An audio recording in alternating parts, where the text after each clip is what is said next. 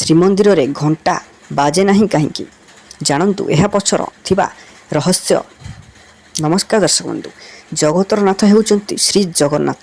ପୁରୀ ଜଗନ୍ନାଥ ମନ୍ଦିର ଯିବା ପାଇଁ ସମସ୍ତଙ୍କ ମନରେ ଇଚ୍ଛା ରହିଥାଏ, କିନ୍ତୁ କାଳିଆର ଡୋରି ଲାଗିଲେ ହିଁ ତାର ଦର୍ଶନ ମିଳିଥାଏ।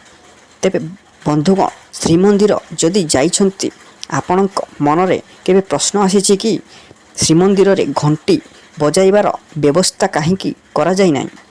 ଯଦିଓ ଅନ୍ୟ ପ୍ରାୟ ସବୁ ମନ୍ଦିରରେ ଘଣ୍ଟି ରହିଥାଏ, ହେଲେ ଶ୍ରୀମନ୍ଦିରରେ ଘଣ୍ଟି ନ ରହିବାର କାରଣ କିଛି ଏହି ପଛର ରହସ୍ୟ। ପ୍ରଭୁ ଶ୍ରୀ ଜଗନ୍ନାଥ ହେଉଛନ୍ତି ଅପୂର୍ବ ନେତ୍ରଧାରୀ। ସେ ସଦାସର୍ବଦା ଜାଗ୍ରତ ହୋଇ ରହିଥାନ୍ତି। ଘଣ୍ଟି ଏକ ଜାଗ୍ରତ ଧ୍ୱନି ସୃଷ୍ଟି କରିଥାଏ, ଭକ୍ତ ମନରେ ଜାଗ୍ରତ ଭାବନା ଆଣିଦେଇଥାଏ। ଘଣ୍ଟି ଦୁଇ ପ୍ରକାରର, ଯେପରିକି ଘଣ୍ଟି ଏବଂ ଘଣ୍ଟା। ଜଣେ ପୂଜକ ଆସନ ଗ୍ରହଣ କଲା ପରେ ବାମ ପଟେ ଘଣ୍ଟା ପ୍ରାପ୍ତ କରିଥାଏ ବା ଗଜଧ୍ୱନି ସୃଷ୍ଟି କରିଥାଏ। ସେହି ଘଣ୍ଟାକୁ ବଜାଇ ପୂଜା ଆରମ୍ଭ କରିଥାଏ। ଯେତେବେଳେ ଭକ୍ତ ଆସନ୍ତି, ସେମାନେ ଆସନରେ ପୂଜା କରିପାରିବେ ନାହିଁ, ସେ ପ୍ରଭୁଙ୍କୁ ଦର୍ଶନ କରିବେ।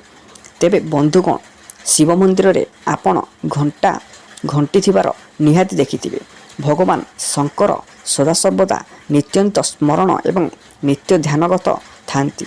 ଘଣ୍ଟାନାଦରେ ଶିବ ଜାଗ୍ରତ ହୋଇଥାନ୍ତି। ଗଜଧ୍ୱନି ବା ମନ୍ତ୍ର ପ୍ରାପ୍ତ ହେବା ଦ୍ୱାରା ଭଗବାନ ଶଙ୍କର ଜାଗ୍ରତ ହୋଇଥାନ୍ତି। ତେଣୁ ବିଶେଷ ଭାବରେ ଶିବ ମନ୍ଦିରରେ ଘଣ୍ଟି ରହିବାର ବ୍ୟବସ୍ଥା ଥାଏ।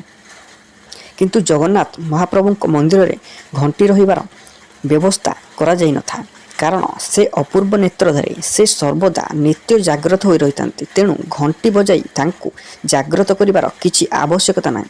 କିନ୍ତୁ ପୂଜକ ପୂଜା ସମୟରେ ଘଣ୍ଟି ବଜାଇ ଜଗନ୍ନାଥଙ୍କୁ ପ୍ରସନ୍ନ କରିଥାନ୍ତି। ଜଗନ୍ନାଥ ମହାପ୍ରଭୁଙ୍କର ପୂଜା ପର୍ବ ଆଦିରେ ଦେବତାମାନଙ୍କର ଦର୍ଶନ ବିଧି ଅନୁଯାୟୀ ଜଗନ୍ନାଥଙ୍କ ଦର୍ଶନ ସମୟରେ ଘଣ୍ଟାର କିଛି ଆବଶ୍ୟକତା ନାହିଁ।